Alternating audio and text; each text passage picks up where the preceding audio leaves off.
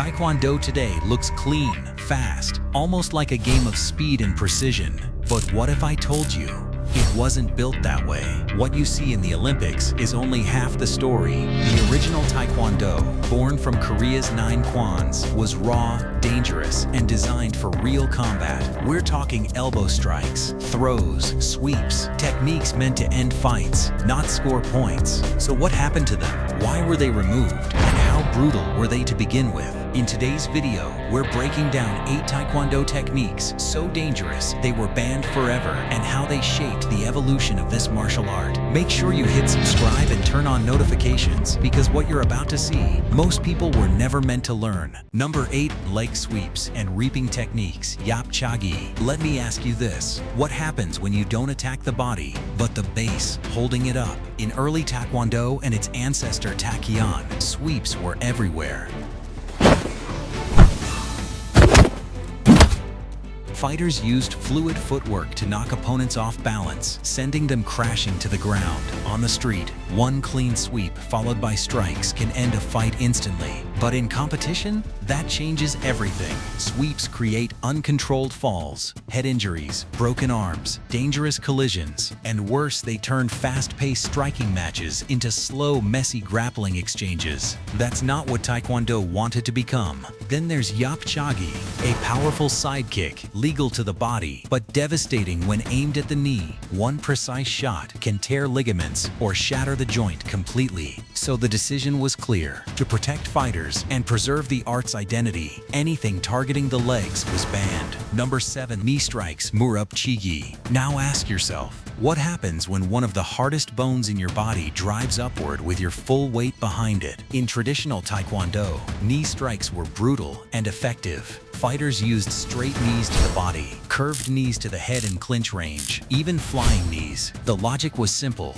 Not every fight stays at kicking distance. But that's exactly the problem. Knees require close range, and close range means clinching, grabbing, controlling, and delivering strikes your opponent can barely see coming. In that position, defense becomes nearly impossible, and the damage? Severe. A well-placed knee to the ribs can cause fractures or internal injury. To the head, it can shut the lights off instantly. All that force is concentrated through the kneecap, powered by the hips and body weight. So when Taekwondo moved toward Olympic competition, a clear decision was made. Eliminate the clinch, eliminate the knees. Now under World Taekwondo rules, murap chigi is completely banned, too dangerous for sport, reserved only for real combat scenarios.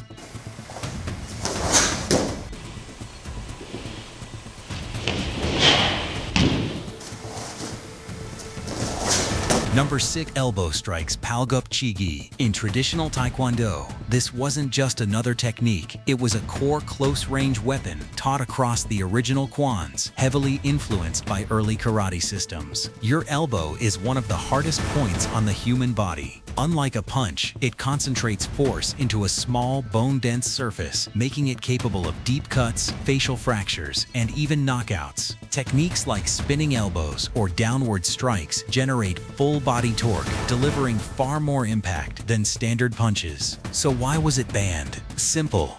Safety and identity. There's no effective padding for elbows, and they often target vulnerable areas like the face and temple. More importantly, they shift fights into brutal close-range exchanges, moving away from Taekwondo's fast, dynamic kicking style. Now, palgup chigi remains in forms and self-defense, but in Olympic competition, it's completely outlawed. Number 5. Dung jumuk, the spinning back fist. Not a kick, not a flashy combo, just pure rotational violence. In early Taekwondo, this technique was real, and it worked. Fighters would spin fast, loading their entire body into the strike, then snap the back of the fist into the opponent's head. The physics are simple. Rotation equals momentum, and momentum equals damage. When that force lands on the jaw or temple, it doesn't just score, it shuts everything down. But here's where things started to break. In real matches, the results weren't highlight reels, they were injuries. Switch quick face. Oh, a spinning back face.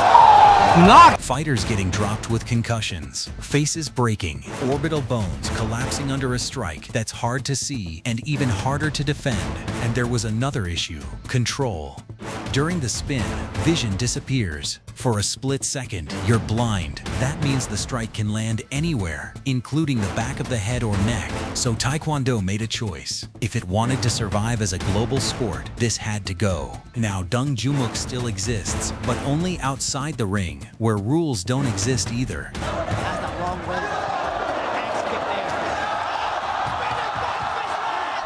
Number 4, groin strikes. Let's be honest, there is no faster off switch in a real fight. In traditional Taekwondo, beginners learn apchagi, the front kick, but in self-defense, it wasn't aimed at the chest. It was aimed lower, much lower. One clean strike to the groin, and the fight is over before it even begins. Why?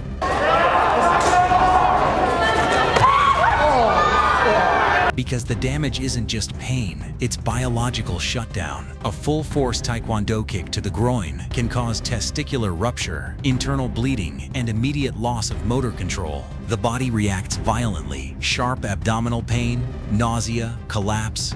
In some cases, the damage is permanent, even leading to infertility. So when Taekwondo transitioned into a global sport in the 1960s and 70s, this technique had to go. Modern world Taekwondo rules are strict, nothing below the waist. Legal targets are the torso and the head. Strike low, even by accident, you get penalized. Do it intentionally and you're disqualified. That one rule changed everything. Fighters now stand taller, narrower, fully exposed below the belt because they know it's off limits. But outside the ring, that rule doesn't exist. And Taekwondo never forgot that. Number 3, throws and takedowns. Now here's something most people don't realize. Taekwondo wasn't always just kicks. In its early days, it was a complete fighting system. The original kwans included hip throws, shoulder throws, even sweeping takedowns, techniques influenced by arts like judo and traditional Korean taekyon. The idea was simple: control every range, long, mid, and close. But that created a problem. The moment a fighter gets thrown, the fight changes. Action slows down. It turns into grappling. And in a sport designed for speed, timing, and explosive kicks, that kills the entire rhythm. There's also the danger factor. Taekwondo fighters stand tall and move fast. Getting thrown mid-kick or mid-spin can lead to serious injuries. Neck, spine, joints. One bad landing and it's over.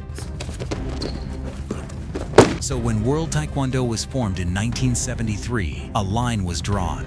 No throws, no takedowns, no ground fighting. If a fighter falls, the match resets instantly. That decision reshaped everything. What was once a full combat system became a specialized striking sport. But behind the scenes, those techniques never disappeared. They were just removed from the spotlight.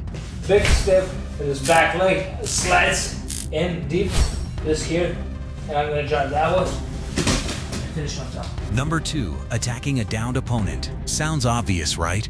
Someone hits the floor, the fight stops. But it wasn't always that simple. In early Taekwondo, especially in military and police training, the mindset was different. A fight didn't pause just because someone fell. If the threat was still there, you kept going. No hesitation, no reset. Now imagine that in a modern ring. Taekwondo kicks are fast, precise, and powerful. A single clean strike to a standing opponent is dangerous enough, but against someone already down, unable to defend, disoriented, exposed, that same kick becomes catastrophic. We're talking head trauma, spinal injuries, permanent damage in a split second. So when Taekwondo transitioned into a global sport, this had to change. Today the rule is absolute. The moment a fighter drops, the referee calls Kalyeo, break. The attacker must step back immediately. Then comes the mandatory 8 count, giving the downed fighter time to recover and prove they can continue safely. Ignore that rule, immediate penalty. Do it intentionally, disqualification, no debate. This isn't just about rules, it's about evolution. What was once battlefield logic became controlled competition. Not weaker, just smarter, designed to protect fighters while still pushing them to the limit. Number 1, strikes to the throat and neck. This isn't just dangerous. This is where fights stop being fights and become life-threatening. Think about it. The throat is one of the least protected areas on the human body. No thick bone, no real muscle shield, just skin covering your airway and major blood vessels. One precise strike here doesn't just hurt, it shuts the body down. In traditional Taekwondo, there were techniques designed specifically for this. The knife hand strike, sonal malk chigi, driving the edge of the hand straight into the side of the neck, and the spear hand, kalgashe, fingers extended, thrusting directly into the throat. These weren't theoretical moves. They were trained, refined, and embedded into forms that black belts still practice today. And the damage? Immediate and severe. A clean strike can collapse the trachea, making it impossible to breathe. It can fracture the larynx or disrupt the carotid artery, causing instant blackout or worse. Even a moderate impact to the neck can trigger a neurological response, dropping blood pressure so fast the body simply shuts off. There's no safe way to train this at full speed, no protective gear that truly works, and no room for error. That's why, from the very beginning of sport Taekwondo, these techniques were never allowed. Not restricted, completely off limits. Today, the rules are absolute. Only the protected areas of the torso and head are legal targets. The neck and throat?